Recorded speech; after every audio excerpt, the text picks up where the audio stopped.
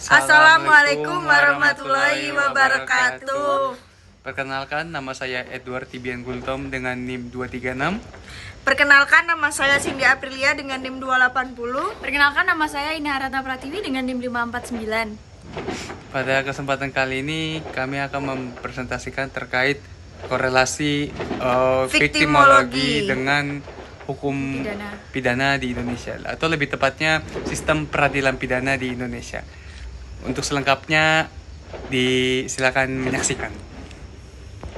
Mengapa membahas viktimologi dan perkembangannya itu sangat penting? Karena sebelum kita mendalami hubungan dengan sistem peradilan pidana Indonesia, kita harus terlebih dahulu memahami fondasi ilmu tersebut. Bayangkan saja, jika kita membangun sebuah rumah tanpa fondasi yang kuat, semuanya pasti akan goyah. Begitu pula dengan viktimologi. Tanpa pemahaman dasar, kita tidak akan bisa melihat bagaimana ilmu tersebut merevolusi cara kita memandang keadilan. Mari kita mulai dengan memulai dasar. Apa itu viktimologi? Viktimologi sendiri berasal dari dua kata, yaitu victim yang berarti korban dan logos yang berarti ilmu. Secara sederhana, viktimologi dapat diartikan sebagai ilmu yang mempelajari korban, baik korban kejahatan maupun korban peristiwa lain yang menimbulkan penderitaan. Namun, jangan salah paham, ini bukan sekedar deskripsi tentang siapa korban tersebut. Viktimologi adalah kajian ilmiah yang mendalam tentang dinamika korban dalam kejahatan, tentang bagaimana korban menjadi korban, apa dampaknya terhadap kehidupan mereka, dan bagaimana masyarakat serta sistem hukum meresponnya. Dalam konteks hukum pidana, viktimologi terutama berfokus pada korban kejahatan pidana seperti pencurian, kekerasan, atau pembunuhan. Ini berbeda dengan kriminologi tradisional yang lebih menekankan pelaku kejahatan. Viktimologi mengajak kita bertanya, bagaimana korban merasakan kejahatan itu, apa kebutuhan mereka setelahnya, bukan hanya siapa pelakunya dan bagaimana menghukumnya. Pertanyaan retoris untuk kita semua. Sudahkah kita pernah berpikir dalam berita kejahatan yang kita tonton setiap harinya, betapa sering korban hanya disebut sekilas, sementara pelaku menjadi bintang utama? Viktimologi hadir untuk mengubah itu. Jika kita melihat sejarahnya, pada masa lampau, misalnya di era pada zaman kolonial, atau bahkan sebelumnya, sistem hukum pidana lebih banyak berorientasi pada pelaku. Fokus utamanya adalah bagaimana pelaku dihukum agar jera. Sesuai dengan prinsip retribusi atau sama dengan pembalasan, korban seringkali dipandang hanya sebagai objek yang pasif. Mereka harus memberikan keterangan sebagai saksi, tapi setelah itu seringkali ditinggalkan sendirian dengan luka fisik ataupun psikologis, baik dari kerugian ekonomi tanpa adanya pemulihan yang memadai. Bayangkan saja, jika korban pemerkosaan yang harus menghadiri sidang berulang kali tanpa dukungan psikologis. Hal tersebut merupakan realitas yang sangat menyedihkan. Namun, ada perubahan besar terjadi pada dekade tahun 1940-an, pasca Perang Dunia Kedua, yang penuh dengan korban massal. Para ahli kriminologi mulai menyadari bahwa pendekatan semacam ini tidak adil dan tidak lengkap. Muncullah kajian bernama viktimologi, dipelopori oleh tokoh-tokoh seperti Benjamin Mendelssohn pada tahun 1947, yang dikenal sebagai Bapak Viktimologi. Mendelssohn memperkenalkan konsep victim precipitation atau kontribusi korban, bukan untuk menyalahkan korban, tetapi untuk memahami faktor-faktor yang membuat kejahatan terjadi.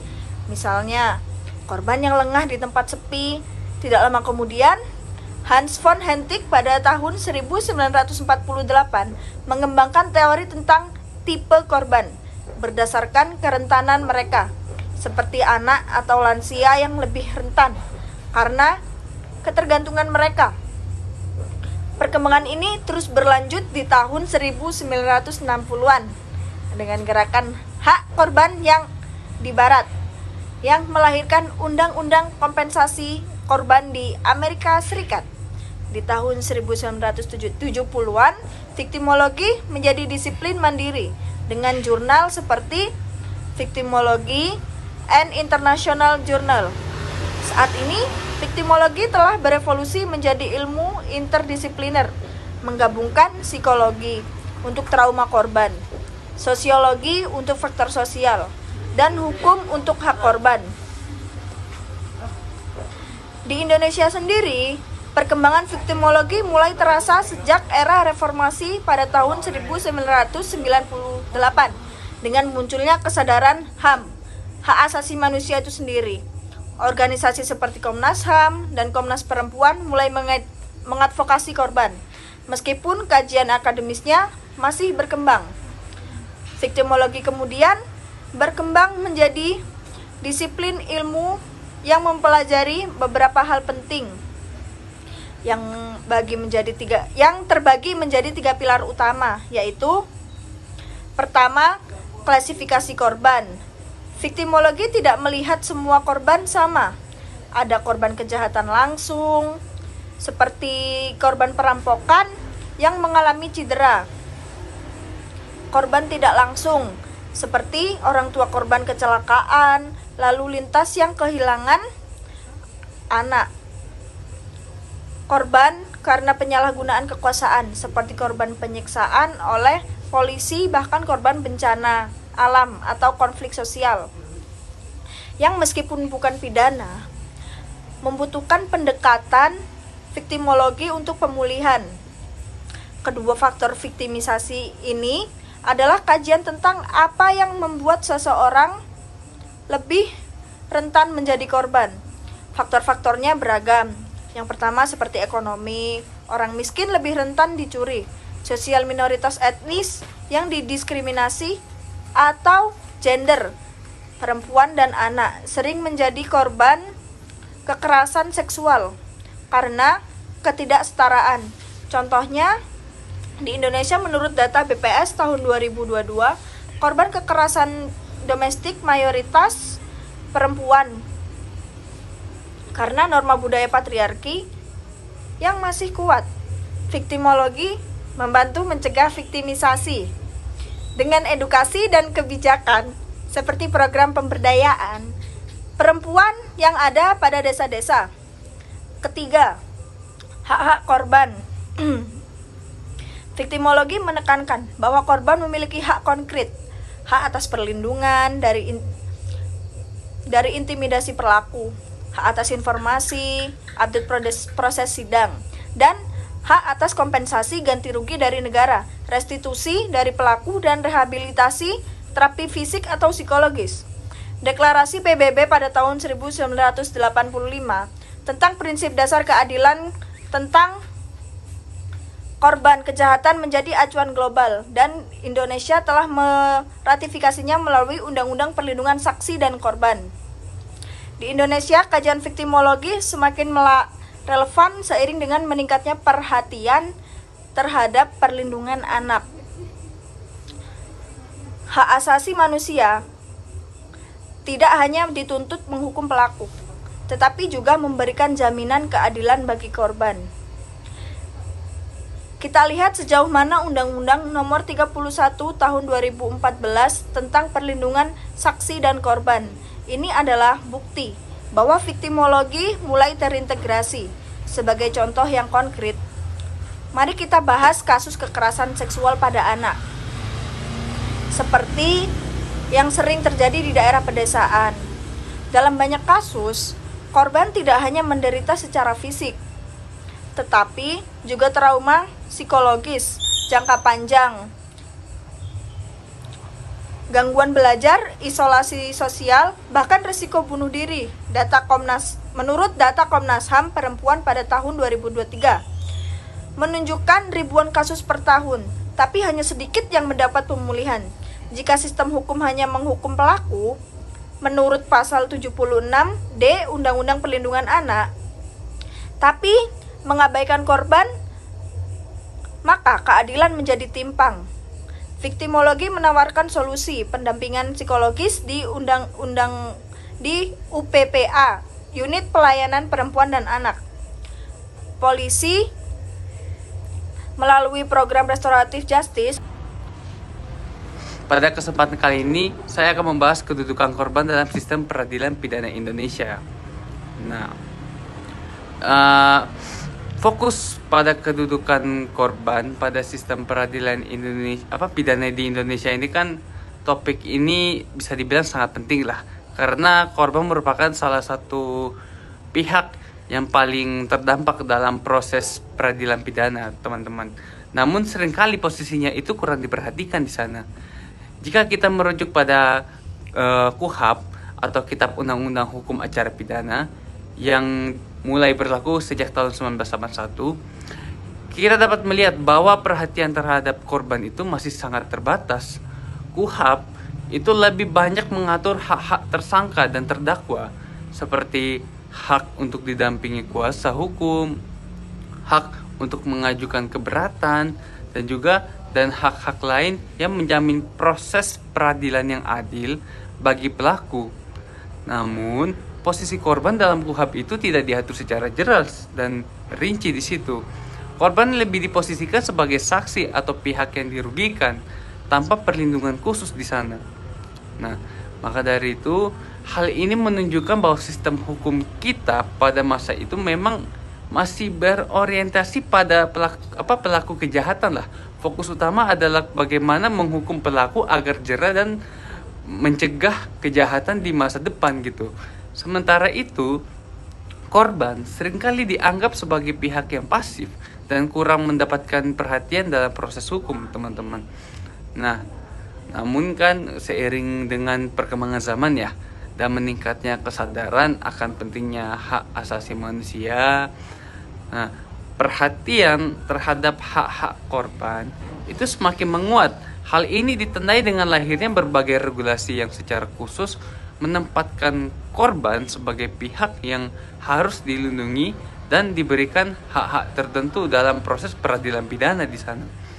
Nah, terus salah satu regulasi penting adalah Undang-Undang Nomor 13 Tahun 2006 tentang perlindungan saksi dan korban, yang kemudian diperbaharui lagi dengan Undang-Undang Nomor 31 Tahun 2014.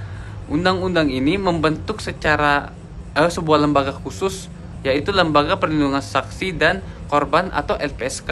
Nah, LPSK ini memiliki tugas memberikan perlindungan fisik, psikologis, dan hukum kepada saksi dan korban kejahatan gitu. Nah, misalnya nih, LPSK dapat memberikan perlindungan keamanan bagi korban yang mendapat ancaman, memberikan pendampingan psikologis agar korban tidak mengalami trauma berkelanjutan, serta memberikan bantuan hukum agar korban dapat menjalani proses hukum dengan baik gitu. Nah, selain itu ada juga Undang-Undang Nomor 26 Tahun 2000 tentang Pengadilan Hak Asasi Manusia yang mengatur tentang mekanisme pengadilan bagi pelanggaran HAM berat. Dalam undang-undang ini, korban pelanggaran HAM berat memiliki hak untuk mendapatkan kompensasi, restitusi, dan rehabilitasi. Ini merupakan bentuk pengakuan bahwa korban pelanggaran HAM itu tidak hanya berhak mendapatkan keadilan melalui hukuman bagi pelaku saja, tetapi juga hak untuk dipulihkan dan mendapatkan ganti kerugian, teman-teman. Nah, yang lebih baru lagi itu ada Undang-Undang Nomor 12 Tahun 2022 tentang tindak pidana kekerasan seksual, memperkuat hak-hak korban kekerasan seksual di sana. Nah, undang-undang ini itu mengakui hak korban atas pemulihan psikologis, pendampingan hukum, dan perlindungan selama proses hukum perlindungan proses hukum secara berlangsung maksudnya. Ini mendapat langkah maju yang sangat penting, mengingat selama ini korban kekerasan seksual itu sering mengalami kesulitan dalam mendapatkan keadilan dan perlindungan gitu. Secara umum, hak-hak korban yang diakui dalam hukum Indonesia itu meliputi beberapa hal penting gitu. Yaitu ada hak memperoleh perlindungan dari ancaman atau intimidasi agar korban merasa aman dan tidak takut selama proses hukum gitu. Nah, ada juga hak mendapatkan informasi tentang perkembangan perkara sehingga korban tidak merasa terabaikan dan selalu mengetahui status kasusnya gitu. Jadi ya nggak bingung di sana. Terus ada hak atas restitusi, yaitu ganti kerugian yang harus dibayarkan oleh pelaku kepada korban sebagai bentuk pemulihan material gitu. Terus ada hak atas kompensasi, yaitu ganti rugi yang diberikan oleh negara kepada korban, terutama jika pelaku tidak mampu membayar restitusi. Nah, ada juga hak atas rehabilitasi, baik medis maupun psikologis, agar korban dapat pulih dari trauma dan dampak kejahatan yang dialaminya gitu. Hak atas bantuan hukum, agar korban dapat memperoleh pendampingan hukum yang memadai selama proses peradilan. Nah, meskipun secara normatif hak korban sudah diakui dalam berbagai peraturan perundang-undangan ya, kenyataannya praktik di lapangan seringkali masih jauh dari harapan gitu. Banyak korban yang masih mengalami kesulitan dalam mengakses hak-hak tersebut. Misalnya kan, korban kekerasan seksual sering mengalami reviktimisasi atau viktimisasi ulang ketika menjalani proses hukum. Reviktimisasi ini terjadi ketika korban harus menceritakan ulang kejadian traumatis berulang kali kepada aparat penegak hukum waktu itu. Nah, seperti polisi, jaksa, dan hakim. Proses ini tidak hanya melelahkan secara fisik, tetapi juga memperparah trauma psikologis korban. Selain itu, stigma sosial yang melekat pada korban kekerasan seksual juga kan membuat mereka tuh enggan untuk melapor atau berpartisipasi aktif gitu dalam proses hukum. Contoh lain lagi yang sangat menyedihkan itu adalah kasus pelanggaran HAM, teman-teman, yang terjadi pada tahun 1965 dan kasus tragedi Semanggi pada tahun 1998. Banyak korban atau keluarga korban dari peristiwa tersebut yang hingga kini belum mendapatkan keadilan maupun kompensasi yang layak. Nah, mereka itu masih menunggu pengakuan dan pemulihan yang seharusnya menjadi hak mereka gitu. Hal ini menunjukkan adanya kesenjangan yang cukup besar antara regulasi yang ada dengan implementasi di lapangan gitu. Nah, kesenjangan ini itu bukan hanya masalah teknis tetapi juga masalah struktural dan budaya. Kurangnya pemahaman aparat penegak hukum tentang hak-hak korban di sana dan keterbatasan sumber daya untuk perlindungan dan pendampingan korban serta stigma sosial yang masih kuat menjadi hambatan utama dalam mewujudkan perlindungan yang optimal bagi korban, teman-teman. Nah, oleh karena itu sangat diperlukan pembenahan sistem secara menyeluruh agar kedudukan korban dalam sistem peradilan pidana Indonesia ini tidak hanya diakui secara hukum, tetapi juga benar-benar terlaksana dalam praktik gitu. Pembenahan ini meliputi peningkatan kapasitas aparat penegakan hukum melalui pelatihan viktimologi, terus pengembangan layanan pendampingan dan rehabilitasi korban yang memadai, serta kampanye sosial untuk menghilangkan stigma terhadap korban gitu. Selain itu, peran lembaga seperti LPSK harus diperkuat lagi dan diperluas cakupannya agar dapat menjangkau korban di seluruh wilayah Indonesia, termasuk daerah-daerah terpencil yang dimana pemerintah dan masyarakat juga harus bekerja sama untuk menciptakan lingkungan yang mendukung pemilihan korban dan mendorong partisipasi aktif mereka dalam proses peradilan gitu. Dengan demikian kita dapat mewujudkan sistem peradilan pidana yang tidak hanya menegakkan hukum terhadap pelaku, tetapi juga memberikan keadilan lah dan perlindungan yang layak bagi korban. Karena ya pada akhirnya keadilan yang sejati adalah keadilan yang menyeluruh, yang memperhatikan hak dan kebutuhan semua pihak yang terlibat, terutama yang paling rentan dan terdampak gitu. Demikian pembahasan dari saya terkait kedudukan korban dalam sistem peradilan pidana Indonesia. Apabila ada kurang, saya mohon maaf.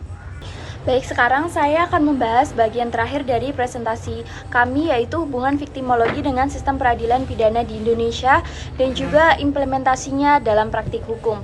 Nah, topik ini sangat krusial karena viktimologi bukan hanya tentang teori abstrak, tetapi alat praktis untuk membuat sistem peradilan kita lebih adil dan juga manusiawi. Nah, bayangkan saja jika korban kejahatan hanya menjadi penonton dalam proses hukum viktimologi. Nah, viktimologi hadir untuk mengubah itu menjadi partisipasi aktif. Nah, mari kita bahas secara bertahap. Yang pertama yaitu mari kita pahami dulu sistem peradilan pidana di Indonesia. Sistem ini melibatkan beberapa subsistem utama yang saling terkait, yaitu kepolisian sebagai penyidik, kejaksaan sebagai penuntut, dan juga pengadilan yaitu yang berperan sebagai persidangan, lembaga pemasyarakat untuk eksekusi hukuman, dan juga peran advokat atau lembaga bantuan hukum. Secara tradisional, orientasi utama sistem ini adalah retributif, yaitu menghukum pelaku kejahatan agar jerah dan juga melindungi masyarakat. Nah, hal ini diatur dalam Kitab Undang-Undang Hukum Acara Pidana atau KUHAP dan Kitab Undang-Undang Hukum Pidana yaitu KUHP, di mana fokusnya pada bukti dan juga tuntutan dan putusan terhadap pelaku. Namun, dengan masuknya perspektif viktimologi, ilmu yang mempelajari korban kejahatan, setiap subsistem dituntut untuk memperhatikan hak dan juga kepentingan korban. Viktimologi menggeser paradigma dari hukuman untuk pelaku menjadi keadilan untuk semua pihak, termasuk korban. Hal ini sejalan dengan pasal 51 Undang-Undang Nomor 11 Tahun 2012 tentang sistem peradilan pidana anak yang mulai mengintegrasikan pemulihan korban. Hubungan ini membuat sistem peradilan lebih holistik, di mana korban bukan lagi objek pasif, tetapi juga subjek yang dilindungi dan juga dipulihkan. Sekarang mari kita lihat hubungan viktimologi pada setiap tahap dan proses peradilan pidana, yaitu yang pertama, tahap penyidikan oleh kepolisian. Di sini, viktimologi menekankan bahwa polisi tidak hanya bertugas untuk mengumpulkan bukti, untuk menghukum pelaku, tetapi juga untuk memberikan perlindungan awal kepada korban. Korban sering mengalami trauma segar saat melapor, jadi polisi harus peka terhadap kebutuhan mereka. Misalnya dalam kasus kekerasan dalam rumah tangga atau KDRT yang diatur dalam Undang-Undang Nomor 23 Tahun 2004 tentang penghapusan KDRT, di mana polisi wajib untuk mengeluarkan surat perintah perlindungan sementara atau SPPS untuk memisahkan korban dari pelaku, seperti mengeluarkan korban dari rumah atau memberikan pengawalan. Tanpa perspektif viktimologi, korban KDRT mungkin enggan untuk melapor karena takut balasan, tetapi dengan pendekatan ini tingkat pelaporan bisa meningkat. Seperti yang terlihat di Unit Pelayanan Perempuan dan juga Anak, UPPA, Polri, yang telah menangani ribuan kasus sejak tahun 2010. Kedua, yaitu tahap penuntutan oleh jaksa. Viktimologi mendorong jaksa untuk memperjuangkan restitusi bagi korban dalam surat tuntutannya. bukan hanya menuntut secara pidana bagi pelaku, namun restitusi adalah ganti rugi langsung dari pelaku kepada korban seperti biaya medis atau kerugian material. Ini diakui dalam pasal 98 KUHP dan juga Undang-Undang Nomor 31 Tahun 2014 tentang perlindungan saksi dan juga korban. Contohnya dalam kasus penggelapan dana, jaksa bisa memasukkan tuntutan restitusi senilai kerugian korban, sehingga korban tidak hanya melihat pelaku di penjara tetapi juga mendapatkan kompensasi. Jika jaksa mengabaikan ini, korban merasa proses hukum sia-sia. Victimologi mencegah secondary victimization seperti itu. Nah, yang ketiga yaitu tahap persidangan oleh hakim di pengadilan.